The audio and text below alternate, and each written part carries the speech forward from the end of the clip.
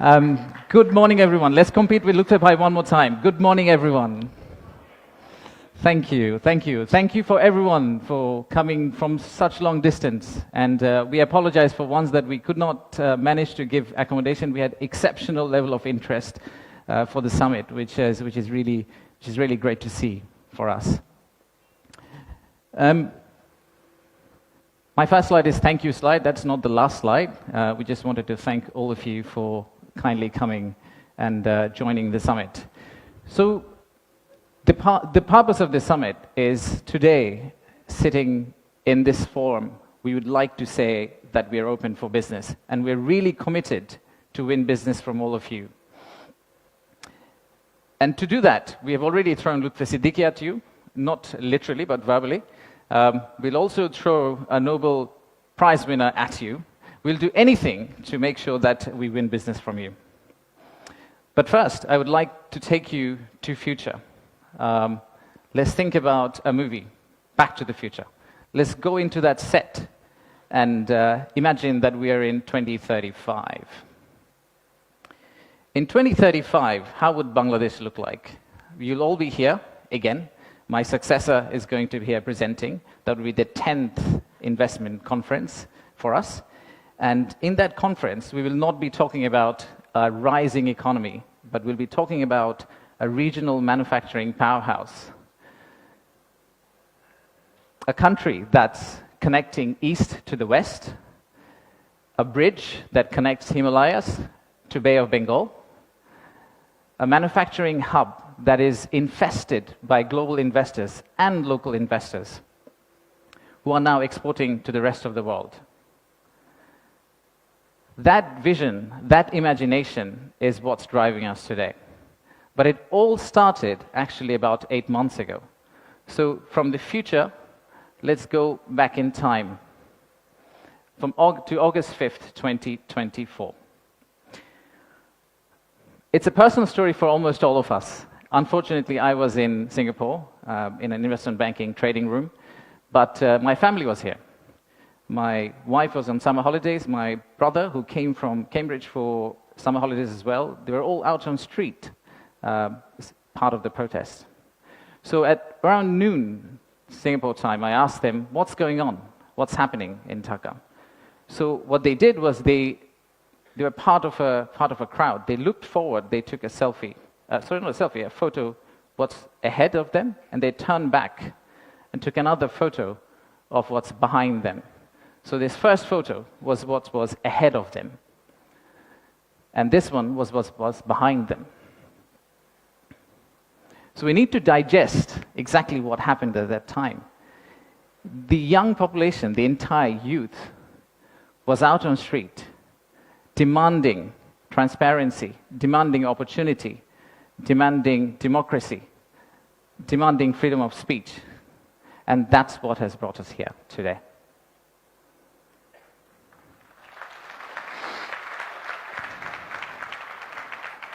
So today, the expectations are very high. The young population of our country, they're global. Unlike us, they're used to tweeting, they're used to looking at TikTok and looking at Singapore and Bangkok. So they don't want Dhaka to be Dhaka 2.0. They actually want Dhaka to become Singapore and Bangkok in 5-10 years' time. So how do we get there? That's the expectation we have. How do we get to Singapore and Bangkok within 5-10 years? How do we unlock the energy that we got during the August Revolution? How do we harness that energy and convert it into employment generation and industrialization? The story for Bangladesh was always there. A lot of you already know about it. We have 180 million domestic market. We have a young population. Almost half of it is less than 25 years old. The middle and affluent class is about 35 million people, which is as big as the Malaysian total population. We have many, many other factors that has led to where we are today. And actually, I must say that there are companies who have been here for more than 100 years and have made exceptional returns compared to the global markets. So if you look at some of these companies who have actually operated in Bangladesh for a long, long time, the returns they have got in Bangladesh is actually significantly higher than the global average. And today, we also have a fantastic news that one of our own startups called ShopUp, the news came out about an hour ago in Bloomberg that the Saudi sovereign PIF, their investment arm called Sanabil Investments, they have actually co-led a round of $110 million US, along with Peter Thiel's Valor Ventures, to invest in one of our own startup to go global. So let's give a big round of applause to ShopUp.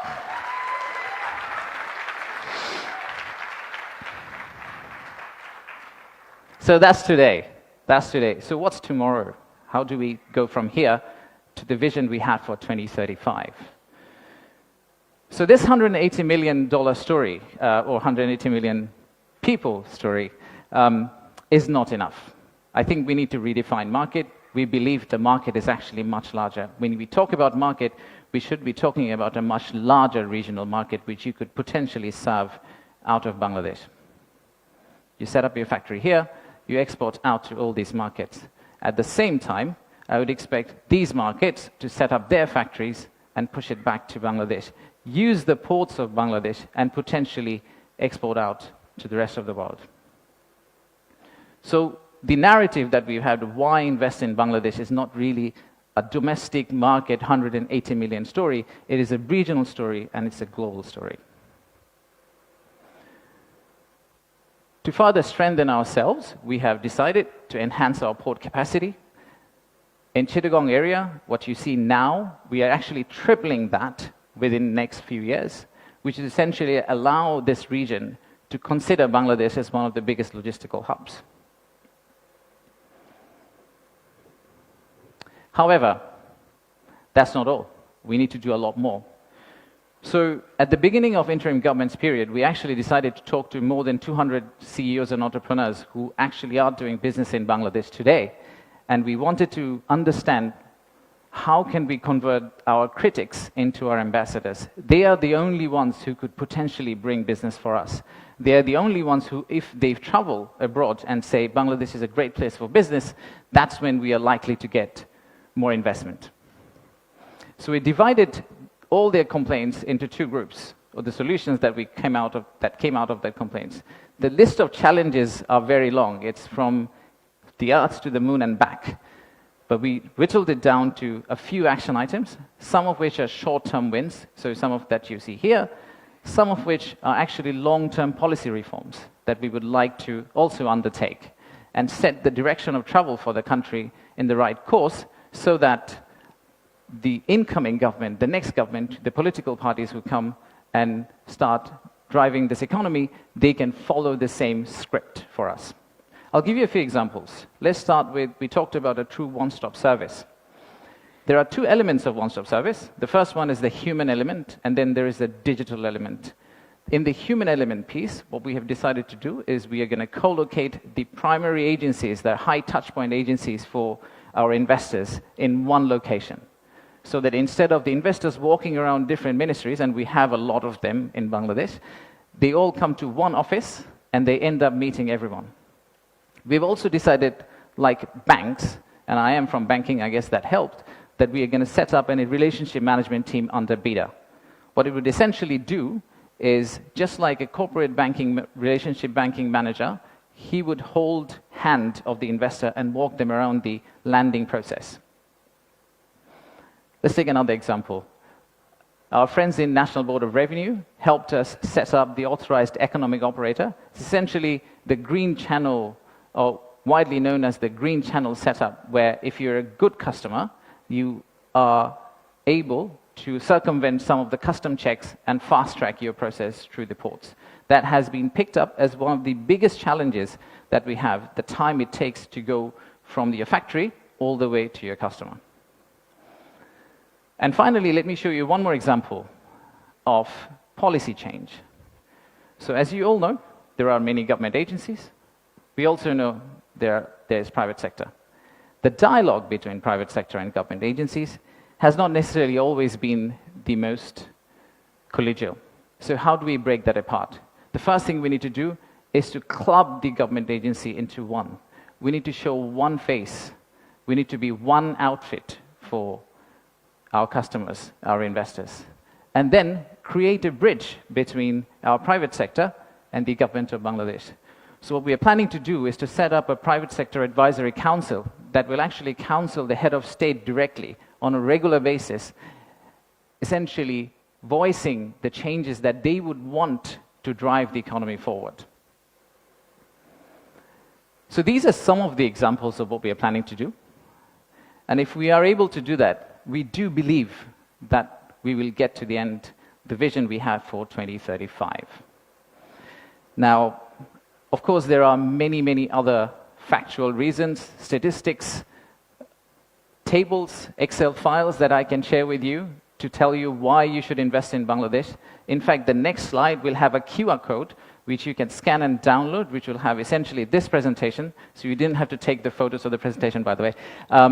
You will have this presentation, and you will also have an appendix of facts and figures and why we think competitively we're actually in a very better place than our competitors.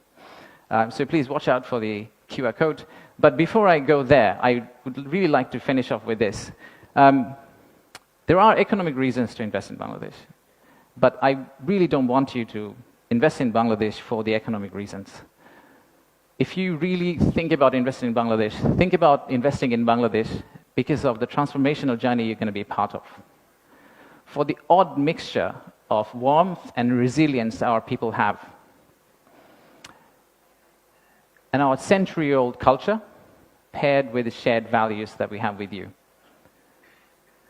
So I rest my case here. Thank you very much for coming, and enjoy the rest of the day. Thank you all.